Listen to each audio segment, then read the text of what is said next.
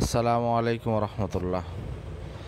ইকরা নুরানী তালিমুল কোরআন board Bangladesh এর ব্যবস্থাপনায় বাংলা, ইংরেজি ও গণিত বিষয়ে নুরানী মুআল্লিম প্রশিক্ষণ কোর্সে আপনারা যদি অংশগ্রহণ করতে আগ্রহী থাকেন তাহলে অবশ্যই আমার নাম্বারে যোগাযোগ করবেন। আমার ফোন নাম্বারটি এখানে দেওয়া আছে 01754533867।